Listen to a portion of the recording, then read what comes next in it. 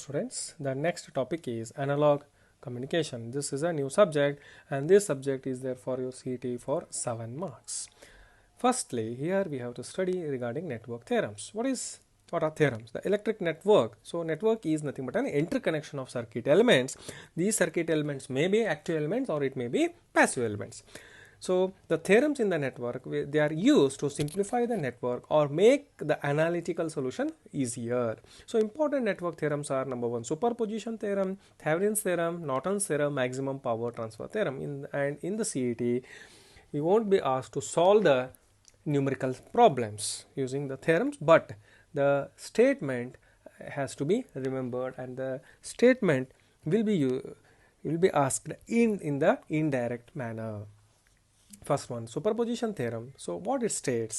According to superposition theorem, it states that in a linear bilateral network which is containing several sources, if a bilateral network contains more than one source, ಒಂದಕ್ಕಿಂತ ಹೆಚ್ಚಿದ್ರೆ 2, 3, 4 ಇದ್ರೆ, then the current through or the voltage across an element is equal to, so ಅದರೊಳಗೆ ಹರಿಯುವಂಥ current ಇರ್ಬೋದು ಅಥವಾ voltage across the element ಇರ್ಬೋದು, that is equal to ಏನಿರ್ತದೆ ಅಂದರೆ the algebraic sum of the currents are the voltages produced independently by the each source.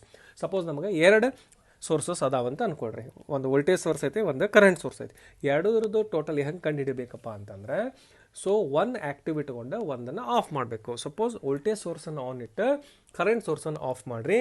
Voltage ಸೋರ್ಸಿಂದ ಏನು effect ಐತಿ find out ಮಾಡಿರಿ, step number 1. And in step number 2 other way ಒಳಗೆ ಮಾಡಬೇಕು. This is superposition theorem. So an ideal voltage source, so ideal means they won't be any resistance at all ಅಂತ ನಾವು assume ಮಾಡ್ತೀವಿ. And ideal voltage source should be replace by short circuit and current source should be replace by open circuit ಅಂತ superposition theorem ಹೇಳ್ತೈತೆ.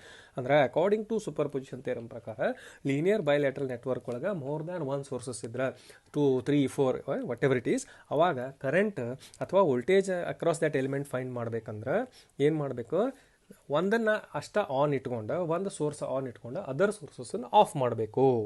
ಆವಾಗ ಹೆಂಗೆ of ಮಾಡಬೇಕಪ್ಪ ಅಂದ್ರೆ, voltage ಸೋರ್ಸನ್ನು short circuit ಮಾಡಬೇಕು, current source ಇದ್ದರೆ ಓಪನ್ ಸರ್ಕ್ಯೂಟ್ ಮಾಡಬೇಕು. ಈ ರೀತಿಯಾಗಿ ಮಾಡಿ ನಾವು ಫೈಂಡ್ ಔಟ್ ಮಾಡಬೇಕು.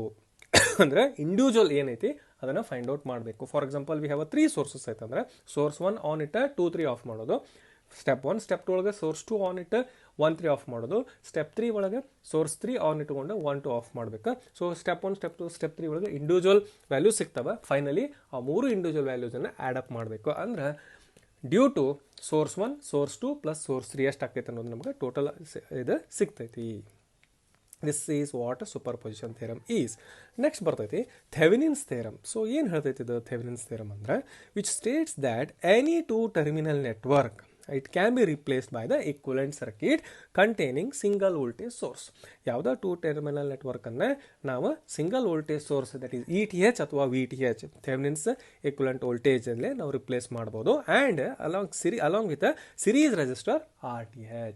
So VTH along with RTH. So VTH ಅಥವಾ ETH ಏನೈತಲ್ಲ ಹೆಂಗೆ ಕ್ಯಾಲ್ಕುಲೇಟ್ ಮಾಡ್ತೀರಿ ಅಂದರೆ, it can be calculated by removing the load resistor temporarily ಅದನ್ನು ತೆಗೆದುಬಿಟ್ಟು from the network and finding open circuit voltage between the terminals.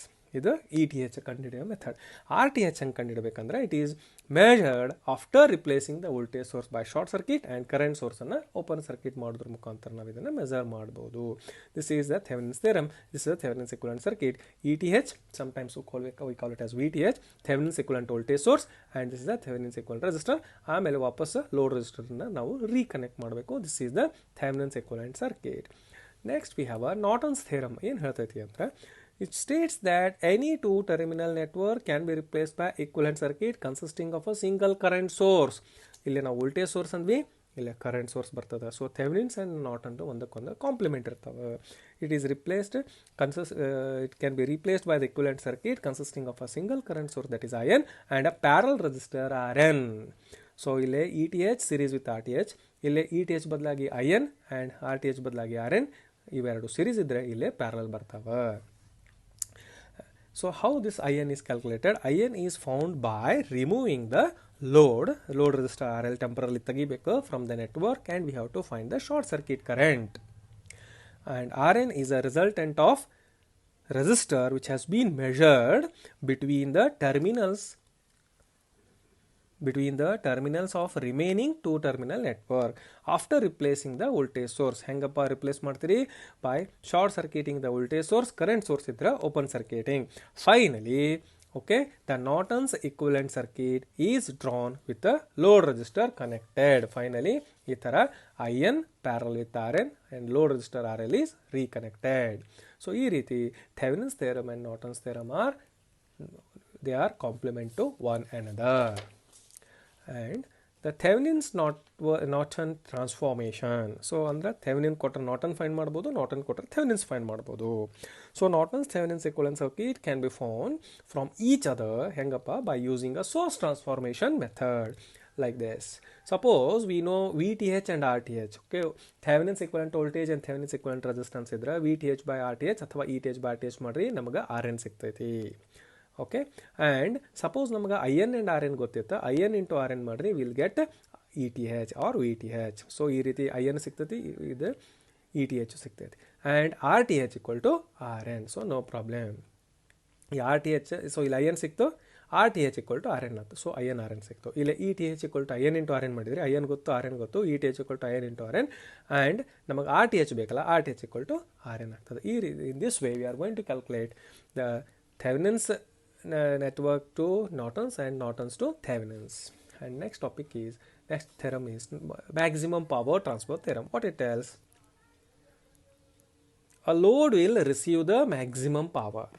Load maximum power na receive ಮಾಡ್ತೈತಿ ಹೆಂಗ? from the linear bilateral network when its total resistive value is exactly equal to Thevenin's resistance of a network as seen by the load. ಇಲ್ಲಿ the maximum power delivered to the load when below condition is met, that is RL equal to RTH. Load resistance equal to Thevenin's equivalent resistance ಇರಬೇಕು. ಅಂದರೆ load will receive the maximum power from the network. ಯಾವಾಗ receive ಮಾಡ್ತೈತಿ ಅಂದರೆ when the total resistance value is exactly equal to Thevenin's resistance. So RL equal to RTH ಇದ್ದಾಗ ಮಾತ್ರ ಸೋರ್ಸ್ನಿಂದ ಲೋಡ್ಗೆ maximum supply ಆಗ್ತೈತಿ. And what is the condition for maximum power transfer? power max equal to E square TH by 4 RTH or V square TH by 4 RTH. So V square by 4R. ಈ forms use ಮಾಡ್ಕೊಂಡು ನಾವು condition for maximum power transfer find out ಮಾಡ್ಬೋದು. And all above are theorems they are applicable to the linear bilateral network containing DC ಮತ್ತು AC sources ಇದ್ದಾಗ. So these theorems can be applied for a linear bilateral network which are containing both AC and DC sources. In the first video we shall stop here. In the next video we shall continue with the resonance topic.